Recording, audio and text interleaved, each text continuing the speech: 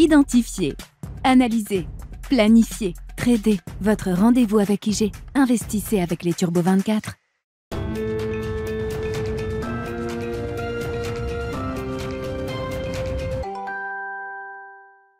Bienvenue dans Smart Bourse, votre double dose quotidienne de marché en direct sur Bismart. Chaque jour à la mi-journée, 12h30, 13h. Et en fin d'après-midi, la grande édition pendant une heure à partir de 17h. En direct, rediffusée à 20h sur Bismart TV.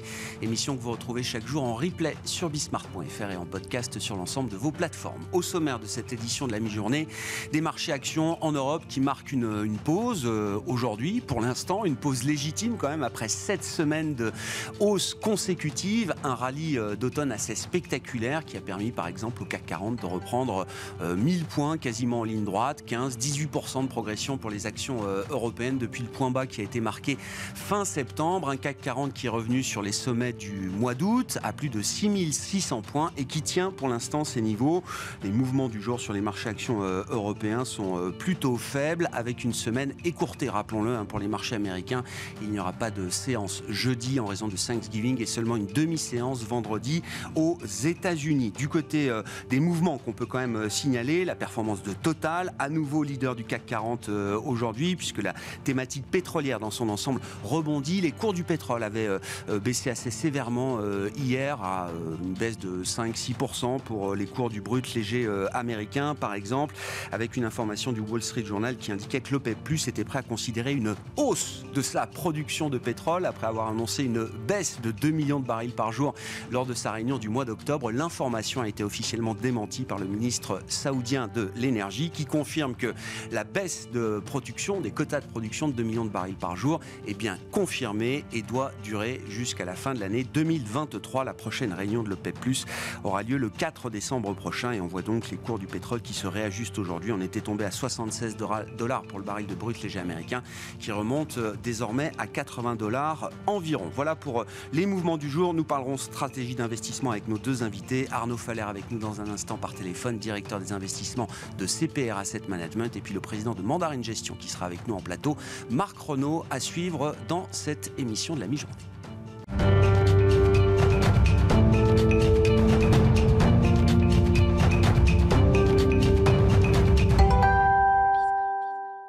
Et c'est donc Arnaud Faller qui est avec nous par téléphone pour entamer cette émission, directeur général délégué en charge des investissements chez CPR Asset Management. Bonjour et bienvenue Arnaud.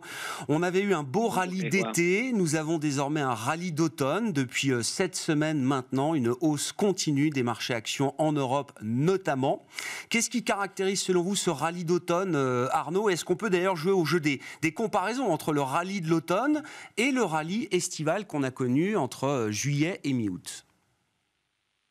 Effectivement, je trouve qu'il y a eu deux rallyes, sauf qu'il ne faut surtout pas les comparer. Il y a, je trouve, beaucoup de leçons à tirer de cette absence, de justement que les rallyes sont bien différents. C'est plutôt le jeu des 7 D'abord, différences. En juillet, ouais, c'est ça, exactement.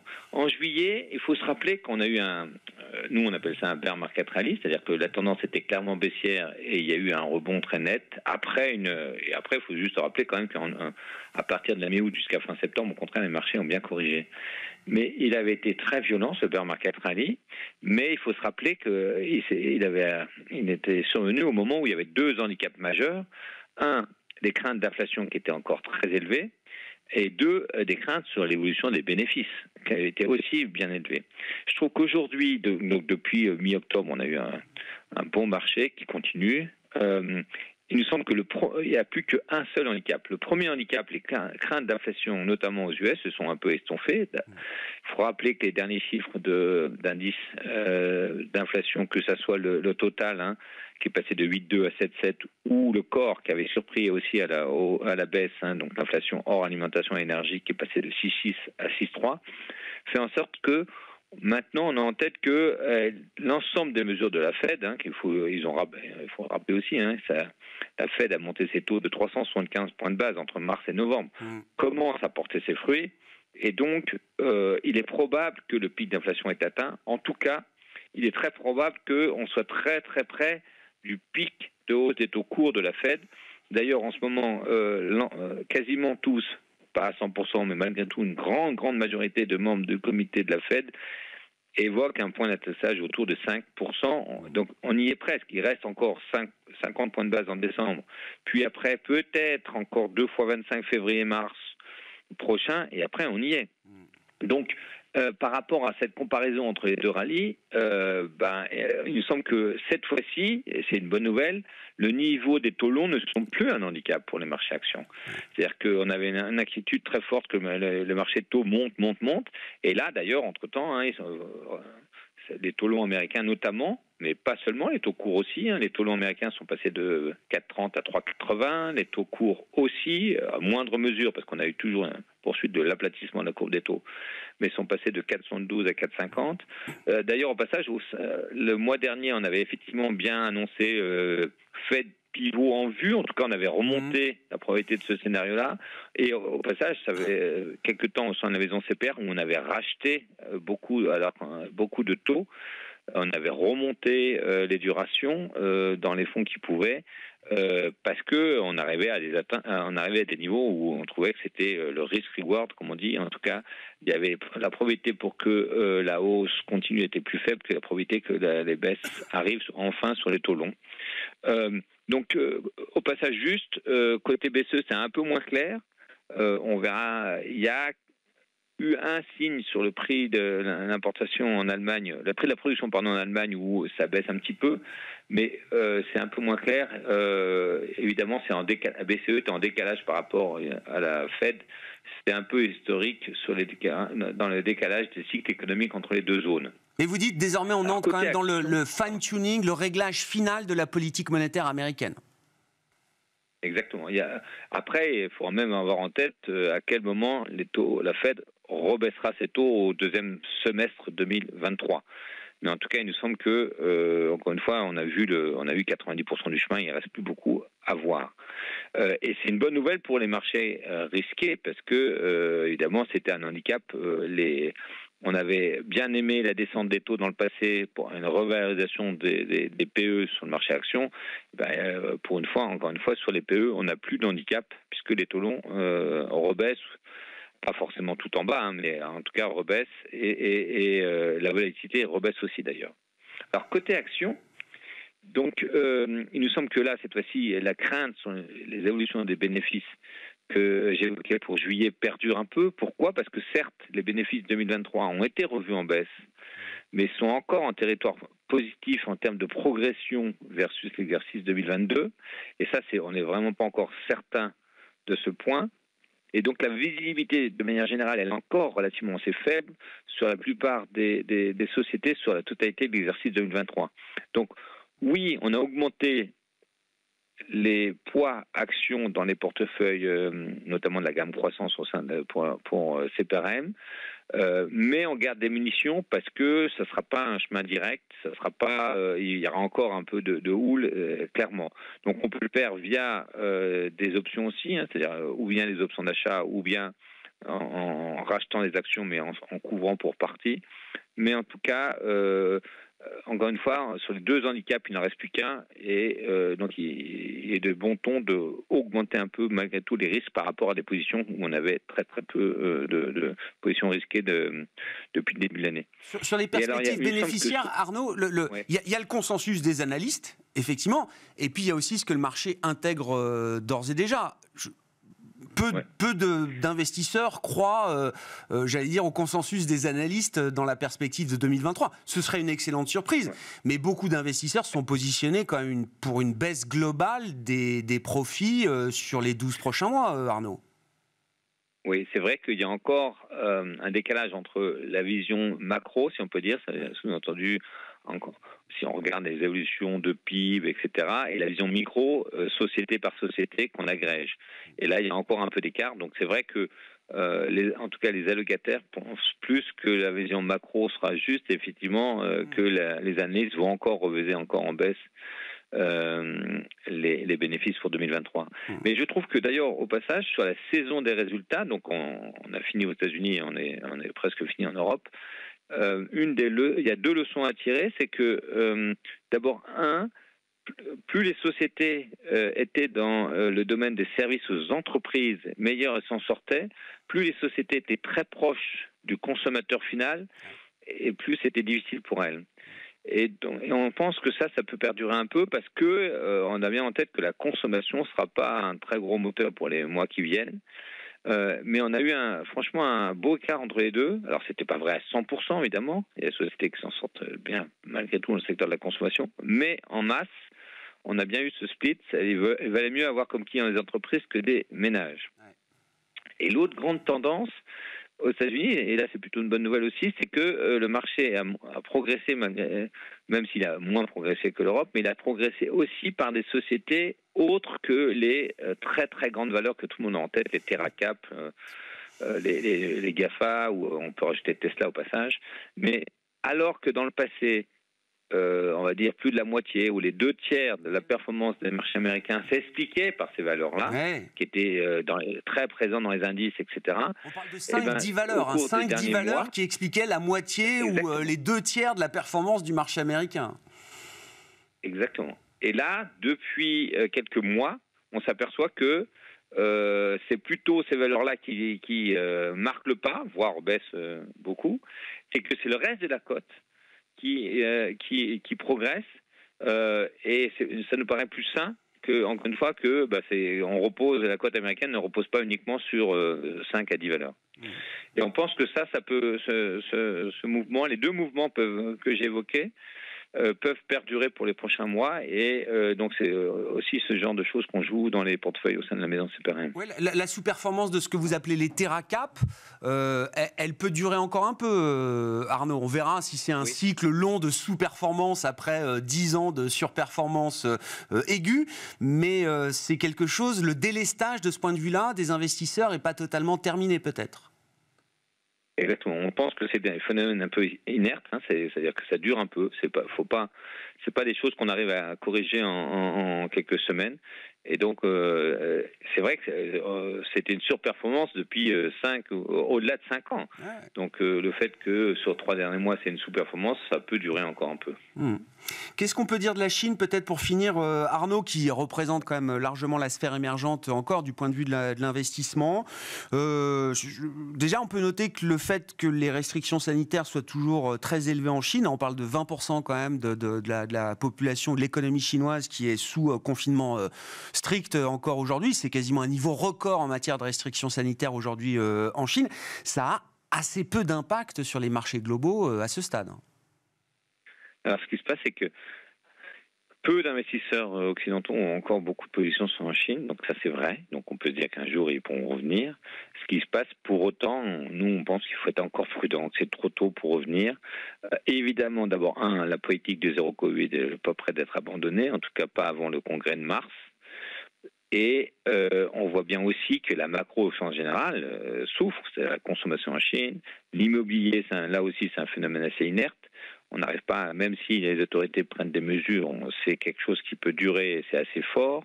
Donc, au-delà des mouvements où effectivement le marché action a pu bénéficier de nouveaux flux, sur le fond, la situation est bien compliquée et on pense qu'il vaut mieux être encore prudent. Et il y aura des retours, il y aura de la volatilité. Ça sera un des marchés peut-être les plus volatiles d'ailleurs, plus que les marchés développés. Et la régulation n'est pas finie. Donc c'est encore plutôt un message de prudence. Il y aura certainement des meilleurs moments pour revenir sur les actions chinoises. Merci beaucoup Arnaud, merci pour votre éclairage du jour sur la situation de marché, les stratégies d'investissement en place actuellement chez CPR Asset Management. Arnaud Faller, directeur général délégué en charge des investissements de CPR, avec nous par téléphone.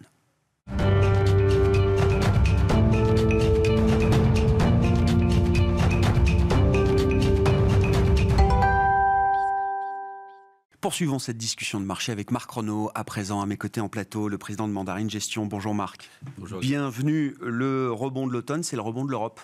C'est le rebond de la value, c'est le rebond des cycliques. Le rebond de l'été, on l'expliquait avec Arnaud juste avant, c'était plutôt le rebond du Nasdaq. Oui, le Nasdaq a un peu rebondi, mais beaucoup moins que ce qu'on a pu voir en Europe depuis 7 semaines maintenant. Oui, et d'ailleurs, cette baisse-là peut paraître, en juin, elle était de 20%. Là, elle peut paraître un peu faible compte tenu de ce qu'on vient de vivre autant la guerre que la récession, etc. Mais en réalité, effectivement, le marché a été très sélectif et les excès qu'il y avait, par exemple, sur la tech américaine, effectivement, eux, ils ont été bien corrigés. Hein. On fait moins 10 sur les indices, ça peut paraître à certains étonnant, on s'en tire bien, Ouais. mais on fait moins 30 sur le Nasdaq, moins 60 sur les techs non profitables. Donc voilà, c'est un marché qui a bien corrigé les excès, ça c'est plutôt agréable. C'est correction en cours des excès ou on a déjà corrigé une bonne partie des excès, on va dire de la période Covid notamment, parce que l'envolée des GAFAM, elle date pas de la période Covid, mais elle a été accélérée, magnifiée encore par les 2 années 2020, 2022, enfin jusqu'au début de l'année 2022. Alors, je suis sans doute pas le meilleur pour dire où ça s'arrête sur le Nasdaq et sur les techs. Ce que je peux dire, par contre, c'est que la cote traditionnelle ou value était pas chère. Du coup, quand je vois Total en hausse, ça me choque pas. Moi, elle était déjà pas chère avant. Elle a des super résultats. Bon, voilà. Après, les techs, elles ont corrigé des excès. Est-ce que c'est fini? Juste, voilà, un gérant comme moi peut toucher aujourd'hui des SAP, des choses comme ça que j'avais pas le droit d'acheter pour des raisons de valorisation avec ma méthode il y a encore 2-3 ans. Ouais. Donc, sans aller jusqu'aux techs non profitables américaines où j'ai pas d'avis pertinent à donner, oui, un certain nombre de ces valeurs de croissance, et il n'y a pas que les techs, je peux citer Assa Abloy, je peux citer Roche, c'est des boîtes que moi je peux jamais toucher pour des raisons de valorisation. Là c'est le cas. Donc, je trouve que c'est un marché qui s'est très bien rééquilibré. Ouais. Qu'est-ce qu'on peut dire des fondamentaux des entreprises à ce stade? On parlait des perspectives bénéficiaires. C'est vrai que les résultats du 3e trimestre ont encore été bons par rapport à ce qu'on pouvait attendre. On est quand même sur des niveaux de marge au global qui sont très très élevés, avec des pics de marge pour des secteurs type énergie. Et en même temps, on a dans les enquêtes qu'on suit tous sur les marchés, les PMI ou les enquêtes de climat des affaires, quelque chose de très négatif quand même, qui alerte évidemment sur la poursuite du mouvement, du rebond qu'on peut avoir depuis cette semaine. Est-ce qu'il y a une bulle de pessimisme, de négativité dans les enquêtes? Est-ce que ce sont les entreprises qui voient juste aujourd'hui? Parce qu'elles ne coupent pas les investissements, elles ne coupent pas les embauches, mis à part la tech. La tech licencie, mais le reste de l'économie américaine notamment continue d'embaucher, par exemple. Alors oui, on voit quand même de la distribution du textile qui a des périodes difficiles. En fait, quand on écoute les boîtes, elles sont toujours un peu en retard. Donc là c'est bizarre de les voir en avance. Mais elles sont en retard. Au printemps, par exemple, aucune des sociétés cotées, il y a les grands raouts habituels des brokers au printemps, les boîtes vous disaient, mais moi j'ai rien vu, tout va bien. Là, elles disent plus ça. Hein. Elles disent, on voit et les volumes se ralentir et les pressions sur les prix augmenter. Parce que c'est vrai que le pétrole, c'est peut-être derrière nous, et le gaz, mais c'est pas le cas des salaires. Donc vous avez chute des volumes, hausse des coûts. Moi, je pense qu'on aura, sur les secteurs les plus cycliques de l'économie, on aura des mauvaises surprises au niveau des bénéfices. Mais plus que là, je suis d'accord avec ce que disait Arnaud Faller. Hein. Le pic des taux, à tort en raison, on pense qu'on l'a vu. Le pic d'inflation, on pense qu'on l'a vu. Sur les bénéfices, il va falloir passer quand même le Q4 et le Q1 l'année prochaine. Il y aura des mauvaises nouvelles. Les marges vont être un peu sous pression. C'est compliqué parce que le pic inflation effectivement permet de détendre un peu l'atmosphère sur les marchés, stabilisation des taux notamment, hein, et donc c'est important pour la valorisation des marchés actions, c'est une partie importante. Vous dites c'est un peu prématuré peut-être d'enjamber la récession qui arrive, qui est peut-être d'ailleurs un peu reportée. On pensait que ce serait au Q3 pour l'Europe et finalement on voit les économies qui continuent de tenir. L'économie allemande dont on nous disait elle sera en récession au Q3 affiche toujours une croissance positive sur le trimestre écoulé. Mais vous dites c'est compliqué pour un investisseur de se projeter, d'enjamber comme ça une récession aussi attendue soit-elle. Alors je vais vous faire une réponse de Normand encore. Ce que n'aime pas la bourse, c'est pas savoir. Et là, à tort ou à raison, elle pense qu'elle sait. On a touché le pic d'inflation, on a touché le pic de taux et la récession va être courte. Ouais. Donc quand elle sait, elle regarde ce qui se passe après. Elle est dans un scénario de reprise après, déjà. Mais, c'est pour ça que c'est une réponse de Normand, la bourse est aussi très émotive à court terme. Et quand les résultats attendus éventuellement à plus 10 seront à moins 10, je peux vous dire que les beaux scénarios à 6 mois, la bourse, elle les oubliera instantanément, action par action. Donc moi, je pense qu'on va être dans un marché de stock picking un peu bumpy, quoi, hein, mais que je comprends complètement le scénario de la bourse à 1 an. Je comprends qu'elle n'est plus la trouille. C'est toujours dangereux de dire ça, mais il est probable qu'on ait passé les points bas. Ouais. Pour autant, est-ce qu'on va continuer en ligne droite à plus 10 tous les 1 mois et demi? Non, parce qu'on va traverser une période de soubresaut boîte par boîte, je pense. le pic de la peur a été franchi et le gros point bas des marchés a peut-être été fait, toutes choses égales par ailleurs. Sans doute. Alors si en plus on rajoute que les Russes semblent plus trop en capacité de faire vraiment la guerre, c'est sûr que le contexte est quand même moins lourd qu'il y a 6 mois. C'est un boulevard pour les actions européennes ou pas ? Dans cette idée-là, ce scénario, quand on regarde la valorisation, parce que c'est votre domaine, la valorisation, Marc, je lisais d'ailleurs dans une note de Mandarine Gestion, il y a 25% des actions européennes qui ont des PE forward inférieurs à 8, très très faibles. C'est rare comme dispersion et comme distribution, d'avoir un quart de la cote qui est autant décoté. Oui, je suis d'accord. Alors, à très court terme, on vient de faire 12% en ligne droite et on attend des nouvelles un peu compliquées sur les bénéfices. Je ne suis pas sûr que le rallye continue à ce rythme-là, mais qu'on puisse de nouveau, sans crainte, investir sur l'actif action, oui, moi, ça me semble assez justifié. On n'est pas... J'hésite à dire qu'on est dans les marchés pas chers, même si vous me citez une partie de la cote lait. Mais on n'est pas dans des marchés donnés à la rue, on n'est pas dans des stress comme on l'a connu dans des cracks précédents. Mais les actions, dans le scénario qu'on décrivait là, les actions européennes sont incontestablement un actif qui peut s'avérer séduisant. Oui. Qu'est-ce qui a fait la performance ? Et là, je parle spécifiquement du fonds que vous pilotez, Mandarine Valeur, parce qu'on en discutait juste avant l'émission, je me permets de le dire, vous êtes quasiment flat, légèrement négatif, c'est ça au moment où on se parle, il est à moins 2% le fonds Oui, il est là aujourd'hui à moins 2 en absolu. Ouais. Bon, alors, d'abord, le CAC est à moins 8, pour donner une référence que tout le monde a en tête. Bon, bah écoutez, je vais faire une mauvaise blague, mais d'abord, nous, les géants value, on avait pris de l'élan les années précédentes. et là, on a ce rattrapage que je citais, c'est-à-dire que alors non seulement on a les valeurs de croissance qu'on n'avait pas en portefeuille qui sont qui ont plus baissé que les stocks que les gérants value ont, mais en plus on a, en respectant nos process, la capacité à diversifier le portefeuille. Le paradoxe, c'est que moi aujourd'hui mon portefeuille il est beaucoup moins monomaniaque, cyclique, financière qu'il l'était il y a un an. Parce que je peux, moi, aller acheter Roche, Bloy, SAP, autant de boîtes qui ne m'étaient pas accessibles à la valorisation. Donc c'est un double effet. On n'a pas eu la correction sur des valeurs pas chères, et les chères, on commence à pouvoir les acheter. Donc après des années où la gestion value, et c'est complètement lié au cycle de taux, on en a parlé de nombreuses fois, après des années où la gestion value a été en difficulté, là on a un marché... Moi, en fait, mon savoir-faire marche, donc c'est plus agréable de venir le matin, oui.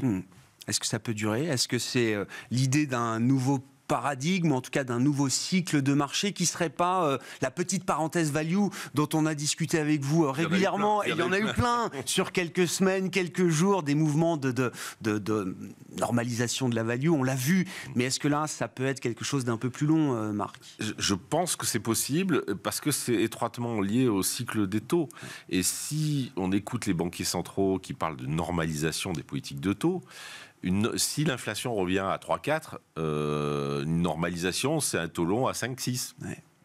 Si on a ça, et ça ne va pas se faire demain matin, on va passer par des taux longs qui baissent comme en ce moment parce qu'il y a un scénario de récession, etc. Mais si on va vers une normalisation de taux, on est parti d'un cycle long de reprise des taux, le parallèle de ce qu'on a vécu avant, de cycle long de baisse des taux, celui-là est beaucoup plus favorable à la gestion value, clairement. Et la caricature, c'est les banques. Les banques, aujourd'hui, profitent joyeusement de la hausse des taux. Et c'est un des rares secteurs qui en profite autant.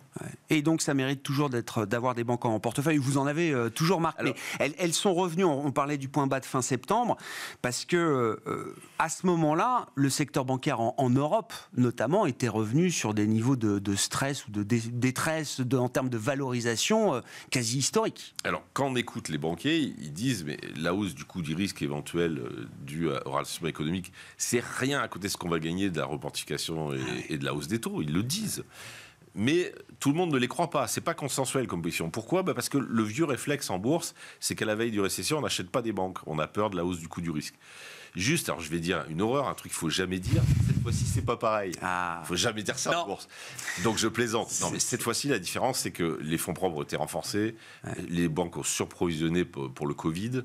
Et donc, la hausse du coût du risque qu'elles attendent, après avoir appris à vivre en taux zéro pendant 3 ans, qui est un cauchemar pour un banquier, elles devraient le traverser avec aisance. Et comme on part sur des niveaux extrêmement bas, moi, je suis clairement acheteur des banques aujourd'hui.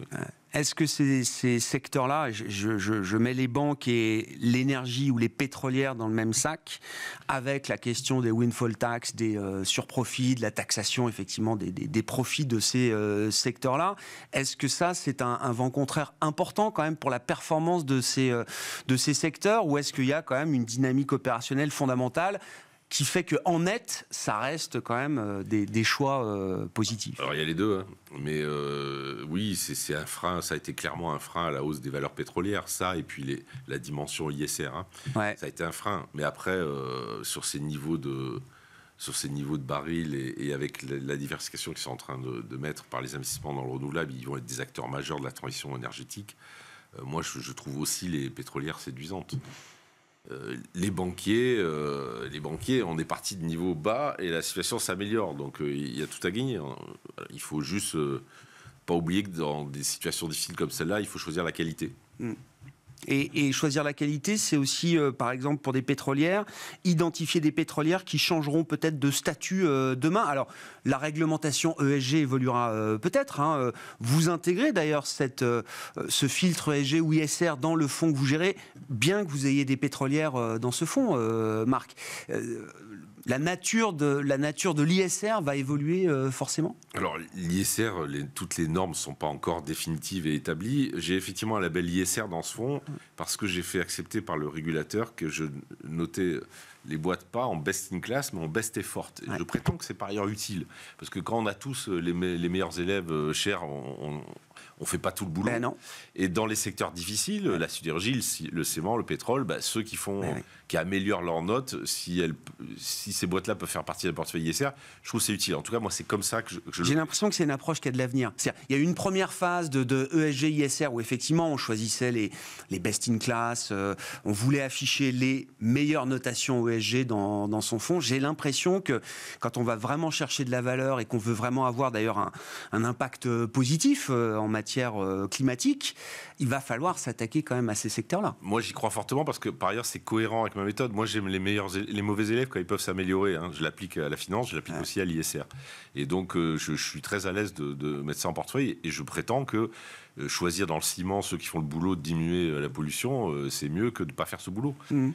Voilà, donc oui, c'est contesté par certains. Encore une fois, les normes ne sont pas définitives, je pense. Mais je considère les pétroliers comme des acteurs majeurs de la transition parce qu'ils ont des cash flows gigantesques, parce qu'ils veulent survivre aussi. Ils ne le font pas parce qu'ils sont gentils, ils le font parce qu'ils savent que dans 30 ans, ils ne vendront pas de pétrole. Le changement de statut, il n'est pas pour demain matin, mais ce serait une cause majeure de revalorisation de ces titres. Ouais. Merci beaucoup Marc. Merci pour votre éclairage sur une stratégie value. Hein. Vous êtes évidemment historiquement un gérant value avec le fonds Mandarine Valeur que vous gérez chez Mandarine Gestion. Marc Renaud, le président de Mandarine, était avec nous en plateau dans cette émission de la mi-journée Smart Bourse sur Bismart. On se retrouve à 17h en direct.